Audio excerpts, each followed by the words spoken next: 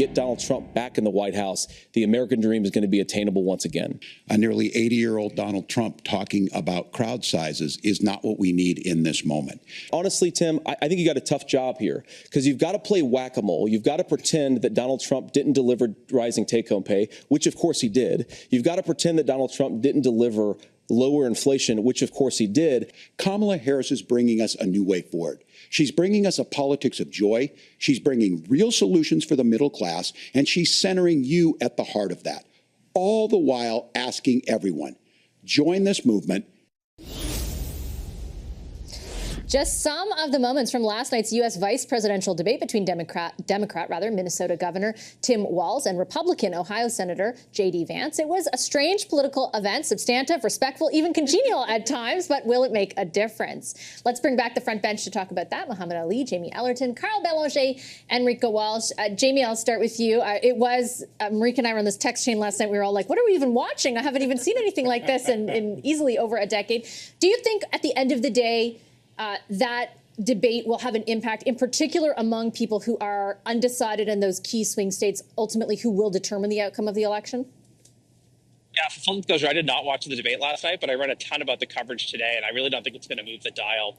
When you look at how the respective partisan camps were talking and what came out of the debate last night and kind of the more neutral across-the-board media coverage, it seems that everyone just kind of walked away with probably a higher favorability of the VP picks themselves without anyone really scoring any points for their respective presidential candidate. Mohammed, what's your sense of that? Do you think there was a winner or something that moved the dial in any way? I think the only real winner, if you want to say that, because VP debates don't really move the dial ever. And I think it came out sort of neutral. I think J.D. Vance had the most to gain because, to be frank, it's been a terrible, terrible campaign for him, and everything that you could think of has come out. So I think he needed to really polish that image, and I think he did a good job of it for the most part. The politeness was a refreshing take that you just don't see even here in Canada anymore. No. So it was nice to see that, to see sort of grown-ups actually discussing policy and ideas and having a conversation, unlike the presidential debate. So it was refreshing in that sense. I think he did a good job of sort of polishing and seeing like he's a normal guy. And so you saw some of that favorability kind of increase. And then Tim Walz had to just be neutral. I think he stumbled a bit and could have done better, but I mean, no serious damage done, but I think the gain was for J.D. Let me play a little bit of the back and forth and that sort of tone that we are completely not used to anymore. Samantha Pope, our producer, put it together. Let's take a listen. Heard it in the answer. A lot of what Kamala Harris proposes to do, and some of it, I'll be honest with you, it even sounds pretty good. And I'm going to thank Senator Vance. I think this is the conversation they want to hear. And I think there's a lot of agreement, but this is one that we are miles apart on. And I think that Governor Walz and I actually probably agree that we need to do better on this. The question is just how do we actually do it? I don't think Senator Vance and I are that far apart. I'm not opposed to what he's talking about on options. Whether you vote for me or vote for Tim Walz, I just want to say I'm so proud to be doing this. Well, I've enjoyed tonight's. Like, is this a concerted strategy? Do you think that they went in? Yeah, right? Carl, do you think there was both of them sort of their campaigns determining like we can't be like what the Trump-Harris debate was? I think J.D. Vance certainly didn't want to be Trump Jr. Mm-hmm. I think the Republican Party saw what the future could be because this tone, this kind of respectful debate, disagreement, substantial, I think was refreshing. And of course, fewer people were watching, less popcorn was consumed, there are fewer Still, clips. They think about 55 million. But it's interesting, nothing, yeah. But it's not the same. No, but I know that Republicans are looking at this as like next time around, if Trump loses, next time around, are we going to get a mini Trump who's going to embark on the same road, or are we going to go back to the serious GOP formula that we were, a serious governing party with clear conservatism values as opposed to this populist nonsense that's being spat out by Donald Trump. So that's the difference. And I think J.D. Vance, played that card very well yesterday. And what's so interesting to Mohammed's point is throughout the past 2 months, he had not in any way, like there was the cat lady comments and like it was his net negative, like his approval rating was only at 45%, which is historically low for a vice presidential candidate. But you can't argue with last night, Marika, like he came across in a very specific way if you sat and watched the whole thing. Yeah, and I almost felt like it was about ensuring his own image and his own, his like post whatever happens at the election. Yeah. Exactly, Absolutely. future-proofing himself. It's pretty remarkable what a shapeshifter he is. He shelved all the snide comments. We've seen many iterations of him from all the debates, all the interviews that we've seen now from him over, 8 years. What surprised me was how little Tim Walz made any hay of that. How he didn't point that out. He didn't call him on it. And Healthcare, like there's a lot of stuff he said that Donald Trump did that nobody like he didn't. The economy, like Tim Walz didn't it just call really surprised me that Tim Walz allowed J.D. Vance to be this congenial guy that the electorate hasn't seen before. That Democrats certainly don't want him to be painted as.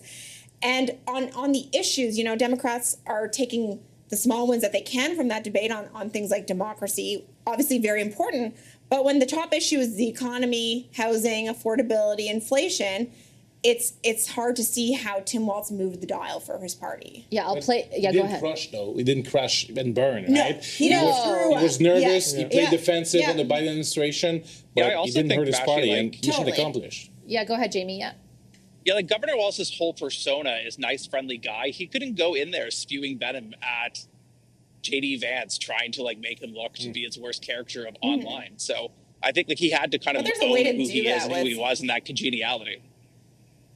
Yeah, I think my sort of, as I watched it unfold, Mohammed, I thought obviously the Vance campaign knew that Tim Walz wasn't going to come guns blazing type of thing, right? So if they had to augment themselves in order to not come off a certain way, it's just remarkable the degree to which he did, given everything we've seen previously from J.D. Vance in this campaign. Yeah, and I think it's kind of interesting because he did also have a great book and a movie made, so you kind of had a compelling story that this guy's had a tough time. So he kind of needed to bring that out there, like, look, I've had a tough time, I've seen some terrible things, and then kind of having a little bit of a connection with Tim as well when he talked about a story about his child seeing a shooting as well. So it was very astute of him to just read the room a little bit as well, respond emotionally the same level that Tim was, to come off as like a real human being. So I think that's the other thing, that JD just didn't seem real, seemed a little bit artificial, but also mini Trump-esque. I mean, he got away with the January 6th question pretty, I think, unscathed, and I think he should have gone a little bit harder. Like Tim should have gone a little bit harder on him. So he came out quite unscathed to everyone. Yeah, I think I have that. Do I have time to play that clip? I'm not sure if I do. I do have time. Okay, let's play that clip that Mohammed referenced. This was a threat to our democracy in a way that we had not seen. And it manifested itself because of Donald Trump's inability to say. He is still saying he didn't lose the election. I would just ask that. Did he lose the 2020 election? Tim, I'm focused on the future. Did Kamala Harris censor Americans from speaking their mind in the wake of the 2020 COVID situation? That is a damning non-answer. It's a damning non-answer for you to not talk about censorship. Obviously, Donald Trump and I think that there were problems in 2020. We've talked about it. I'm happy to talk about it further.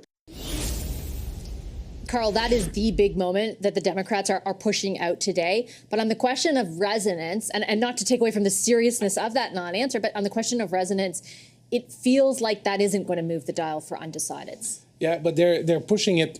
This debate is pushing the narrative because they are saying Republicans are preparing to deny the results again, and that is what motivating maybe the undecided to go and vote Democrats, because they don't want to see that spectacle happen again. So I think it could move the dial in some states, but frankly, it won't convince any Republicans to change their mind. That would have happened by now. Marika, last word to you. Yeah, I thought that was by far Walz's strongest moment. Even his facial expressions in the answer, when you're watching it on mute with captions, it tells you what you want to hear if you're a Democrat.